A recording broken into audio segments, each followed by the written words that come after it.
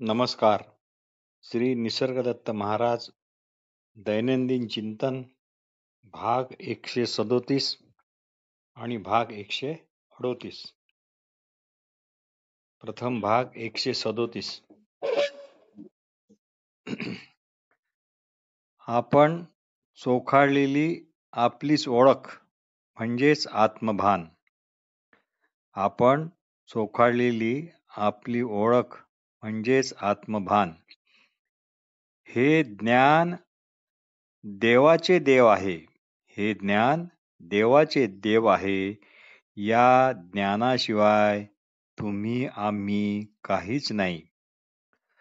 बाकी सर्व ह्या शब्द परंपरा आहेत, रूढी आहेत. सर्व शब्द परंपरा रूढी म्हणजे काही लोकांच्या समूहाला पटलेल्या कल्पना, आणि त्या कल्पना इतर समूहाला पटतीलच असे नाही, म्हणून त्यांचा आपसात संघर्ष. म्हणूनच खरे संत हे मौन धारण करून राहतात.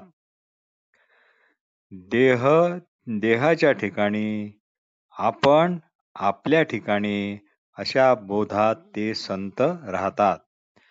देहाला आपल्यात ढवळाढवळ करू देत नाही आणि स्वतः देहात आपणहून काहीच ढवळाढवळ करत नाहीत. कोणतीही गोष्ट सवयीनेच साध्य होते. कोणतीही गोष्ट सवयीनेच साध्य होते. मी देह नाही, तर ज्यामुळे मी देह आहे किंवा मी देह नाही हे कळणे शक्य होते, ते अगोदरचे कळते पण म्हणजे माझेच अगोदरपासून असणारे असणे पण होय. या अशा असणेपणाला कोणालाच नकार देता येत नाही, कारण नकार देणे सुद्धा ह्या अशा असणेपणामुळेच शक्य होते. तात्पर्य, देहाचे रूप म्हणजेच आपण असे मानणे हेच विपरीत ज्ञान. तात्पर्य, देहाचे रूप म्हणजेच आपण असे मानणे हेच विपरीत ज्ञान.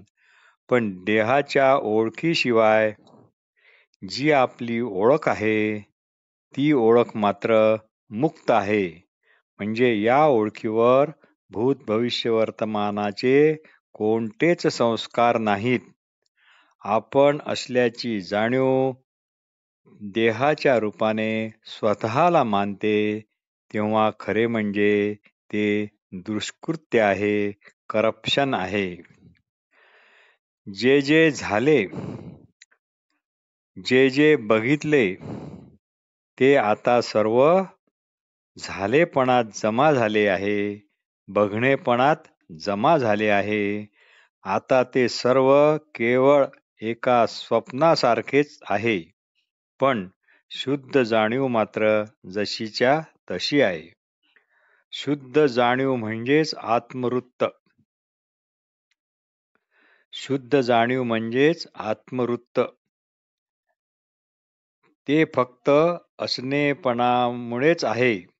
असं झालं की आपल्याला काही हवे, काही नको असे काहीच वाटणार नाही. तुम्ही व्यवहार उत्तम करा. मुलाबाळांची देव समजून काळजी आणि देखभाल करा. समाधानी व समाधान अशा भेदात्मक प्रतीतीत पडू नका. समाधानी व समाधान म्हणजे समाधानी संपला व समाधान उरले असे असा. सर्वात मोठा कामुकपणा म्हणजे आपण आणखी जिवंत राहावे असे वाटणे होय.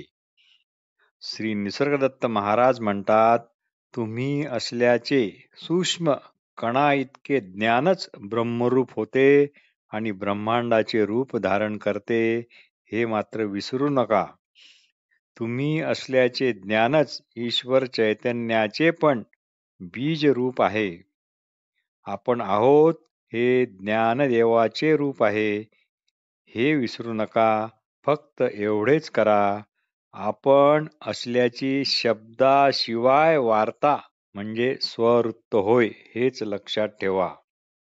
परमार्थ हा हानी लाभ काही मिळेल का, अंतिम हित वगैरे होईल का, अंतिम सत्य मिळून मी दुःख निवृत्ती आणि परमानंद प्राप्ती अशी जी अवस्था आहे ती गाठू शकेल का, अशा गोष्टीसाठी नाही.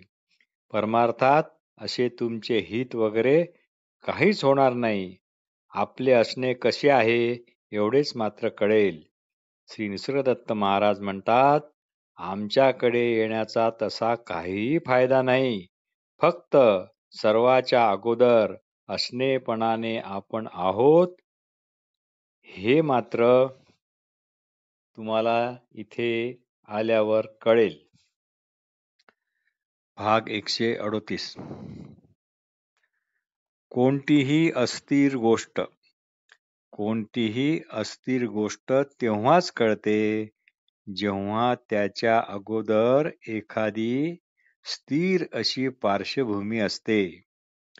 कोणतीही अस्थिर गोष्ट तेव्हाच कळते जेव्हा त्याच्या अगोदर एखादी स्थिर अशी पार्श्वभूमी असते. ती पार्श्वभूमी तुम्हीच आहात. तुमचाच असणेपणा आहे, जो की अगोदरपणापासूनच आहे. सगळा व्यवहार तुमच्या आठवणीत भरलेला आहे, स्मृतीत दाटलेला आहे. आठवण स्मृती म्हणजे केवळ विचारच असतो. आठवण स्मृती म्हणजे केवळ शब्दच असतात. कोणत्याही गोष्टीची कसलीही आठवण किंवा स्मृती ही आपण नव्हे, पण हे असे कळणे ज्यामुळे शक्य झाले ते मात्र आपण अगोदरपणाने जसेच्या तसे अपरिणामी निर्लेप निसंग असे आकाशासारखे आहोत हे मात्र नक्की. तू जागा झालास हे तुझे तुला जाणवले म्हणूनच ना. त्यापूर्वी पण तू असलाच पाहिजे हे तर आपोआपच सिद्ध झाले. नाहीतर जागे काय होणार किंवा जागे कोण होणार. कोणतीही आठवण ठेवण्याच्या आधी ती आठवण असणारा किंवा ठेवणारा अगोदरपणाने तेथे असणारच, होय की नाही.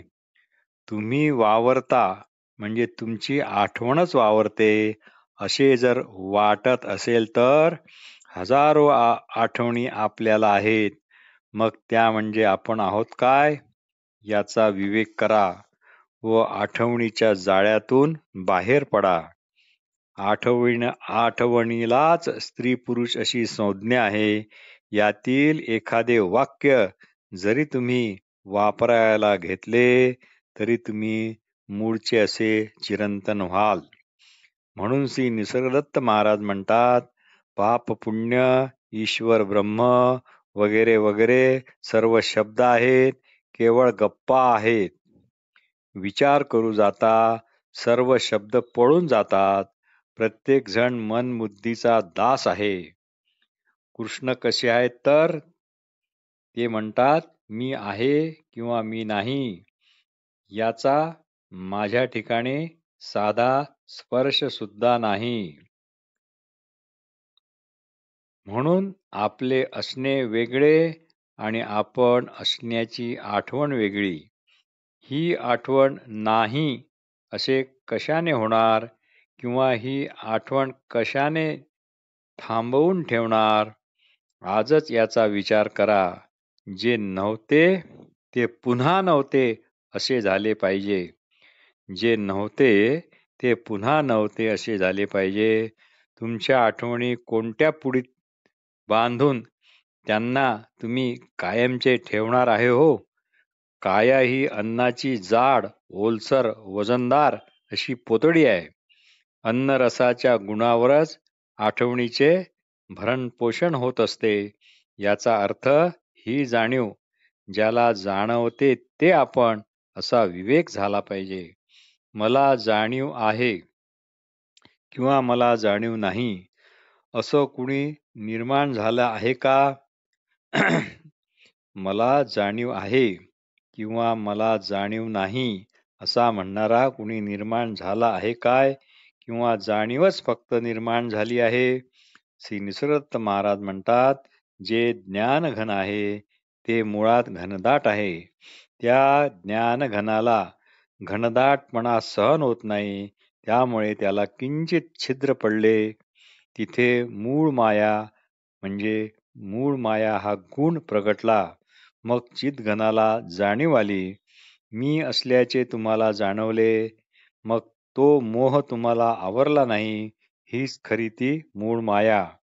मी देह आहे असे तुम्ही म्हणूनच मी देह आहे असे तुम्ही म्हणूच शकत नाही, कारण तुम्ही केवळ नाममात्र. तुम्ही तुम्ही नाही. तुम्ही प्रकाशाचे रूप आहात, पण हे कळत नसल्यामुळे त्याची जागा तुम्ही देहरूप आहे असे होण्यात झाले आहे.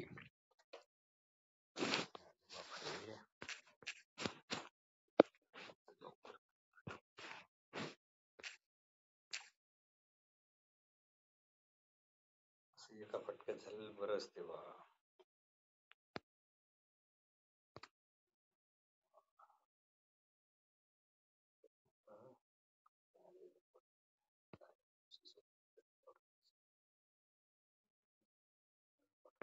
असं करायचं, डॉक्युमेंट मध्ये जायचं, ब्राउझर मध्ये जायचं,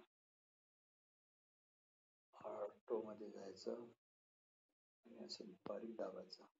आलं, हे लावायचं, गेलं.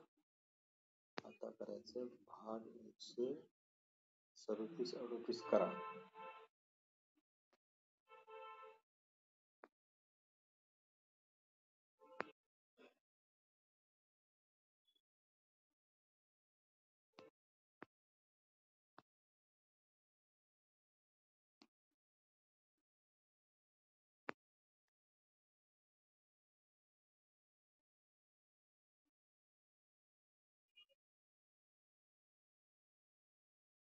कसं झालं पहा बरं. हॅनिबल तो म्हणतो थांबा. हॅनिबल राहिला तो.